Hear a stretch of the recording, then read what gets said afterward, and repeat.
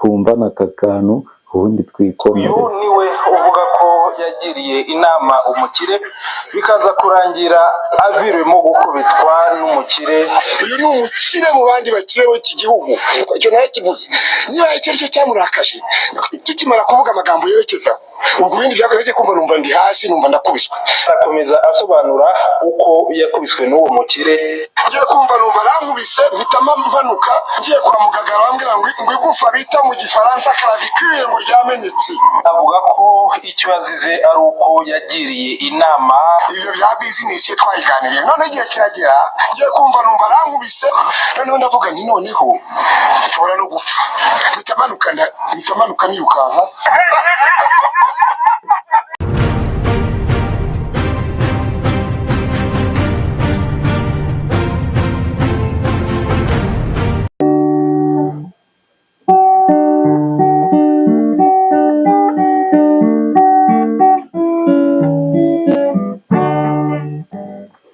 Ikaze nanone kuri Raza Media TV.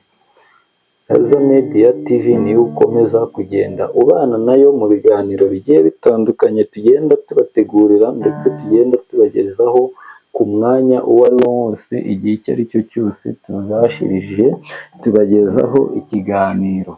Ubu rero muri kumwe na mujyanama mukuru, ngiye tugiye kubana mu kiganiro cy'uno munsi nk'uko musanzwe mubimenyereye.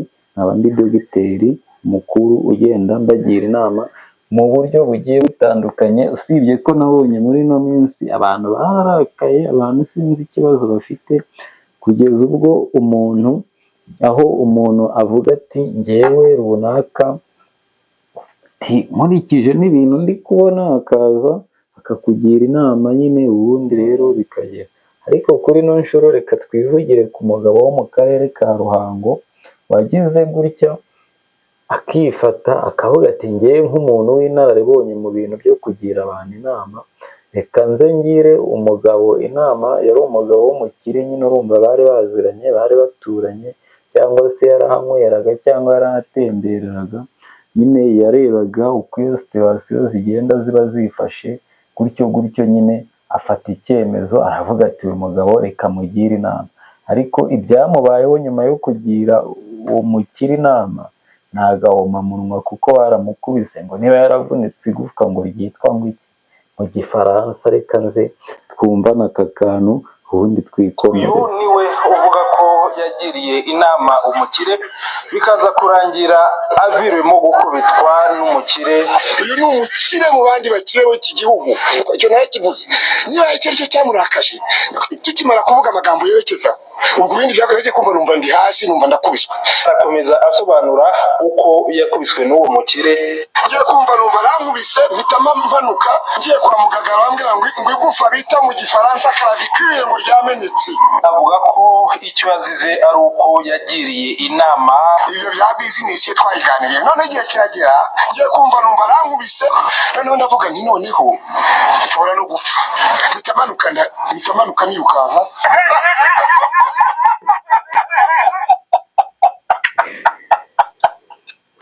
N'ukuri birasekeje, ukuvuga ngo ibaze kuba umuntu afashe igikorwa cyiza cy'ubugiraneza akitegereza bizinesi y'umuntu nyine, akabona ikeneye ubujyanama, hanyuma akagenda akavuga ati njye narinje kukugira inama, ndi umuntu w'umuhanga mu bintu byo kugira abandi inama, nyine nk'uku ngewe ngenda mbagira inama, hanyuma bikarangira akubiswe. Ariko ngo yarakubiswe ngo igufwa ryitwa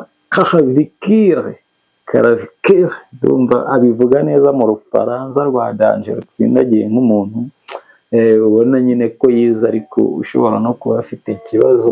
Nuko nyine ngo aragenda, bamaze kumugira inama ibintu byose, amaze kumutondeshereza, ngo yumva nyine sinzi ukuntu byagenze, ngo bamukubise jido. Amaze kumukubita jido nyine rero agufwa ryitwa kuriya yatubwiye ngo yaravunitse. Ese nawe byaba byarigeze kukubaho ukagira umuntu inama, yarangiza akaguca amazi cyangwa se atanayaguca, ariko ukabona nyine wabaye nk'uwataye inyuma yahuye, nyine bimwe bita ngo ni uguta inyuma ya Huye. So ibyo ngibyo rero byari byoroshye mu gihe Niyomugabo, uwo bita Niyomugabo Filimo we yaritonze ari mu nganzo cyangwa se yiherereye, agiye kumva yumva inganzo iramanutse ivuga iti ati gukora neza ukabishimirwa nabyo ntibigira uko bisa, bivuze ngo hari n'abakora neza ntibabishimirwe, nyine bikagira iyindi shusho bitanga kuri bo, ariko urumva nyine ni ibintu biba bigiye biri aho. So wowe twabanye muri iki kiganiro ukaba utarambiwe, ni ikiganiro kigufi nari nifuje kubagezaho, nyine urumva ukuntu umuntu yakubitwa azira kugira abandi inama, kandi nanjye niyemeje kugenda ngira abantu inama, ariko njye nzigira abantu banyishyuye gusa, ni ukuvuga ngo njye nzigira abantu bafite ikiguzi batanze kugira ngo tubashe kumvikana neza, wenda mbe nakirinda mu iryo kubitwa n'irindi. Ni ukuvuga ngo wowe ugenda ukurikirana Raza Media TV, hari inama nyinshi ugenda ukura kuri iki kiganiro cyanjye ngenda mbategurira. Sabo rero reka twumvane ino ndirimbo yaririmbwe na Niyomugabo agira ati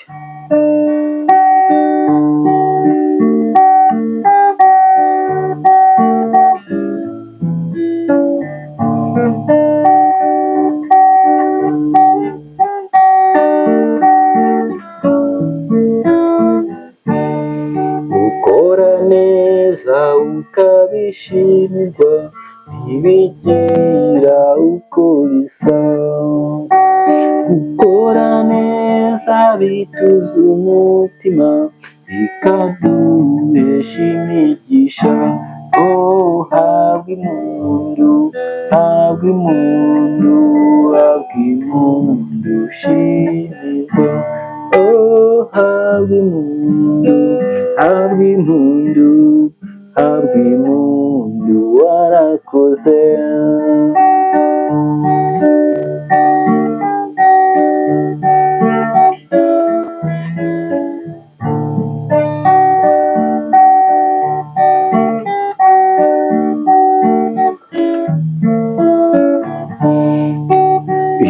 Inyiturano yo muri isi ntikange ikinyobera, korera bose ibyiza nyuma bakaguhemukira. Oh, habwa impundu, habwa impundu, habwa impundu, shimirwa. Oh, habwa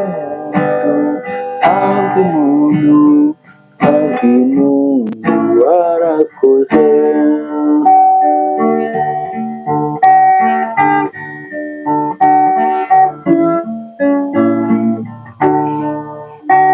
Mukiza wacu Yesu Kristo aracyatubera urugero, nta rwangwa afitiye ab'isi, yifuza ko twese twakira. Oh, habwa impundu, habwa impundu, habwa impundu, shimirwa. Oh, habwa impundu, habwa impundu, habwa impundu, warakoze.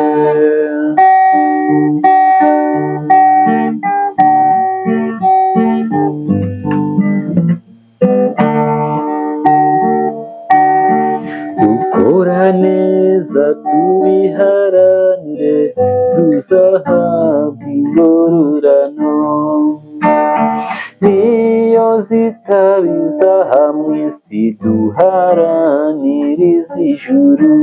Oh, habwa impundu, habwa impundu, habwa impundu, shimirwa.